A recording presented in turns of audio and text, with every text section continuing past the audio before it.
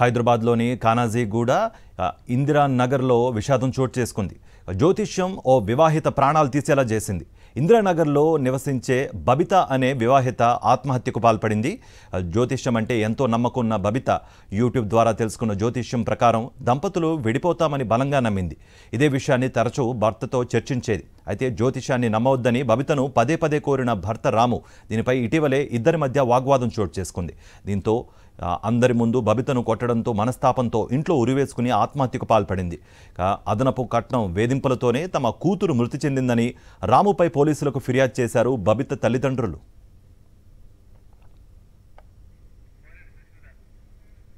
దీనిపై మరింత సమాచారం మా ప్రతినిధి సుష్మిత అందిస్తారు. సుష్మిత, కార్తిక్, అంబర్పేటలోని ఇందిరానగర్ లో ఒక దారుణ ఘటన చోటు చేసుకుంది. మనం చూస్తున్నాము, ఒక వివాహిత బలంగా జ్యోతిష్యం నమ్మింది.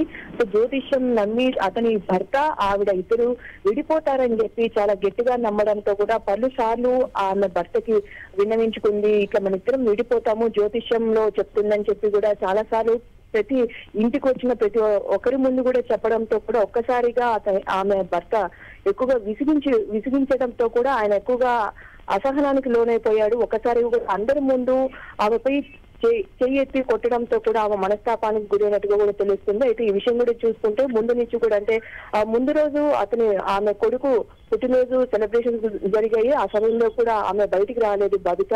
అయితే ఆమె భర్త చూసుకుంటే సాఫ్ట్వేర్ ఇంజనీర్ గా తెలుస్తుంది రాము. అయితే ఇద్దరు కూడా ఆమె పుట్టినరోజు సెలబ్రేషన్స్ లో భార్య పార్టిసిపేట్ చేయకూడదు. ఆ నెక్స్ట్ డే భర్త చూసుకుంటే సాఫ్ట్వేర్ కంపెనీకి సంబంధించి పని మీద వెళ్ళాడు. అయితే కొడుకు కూడా అంగన్వాడీ కేంద్రానికి వెళ్ళినట్టు కూడా తెలిసింది.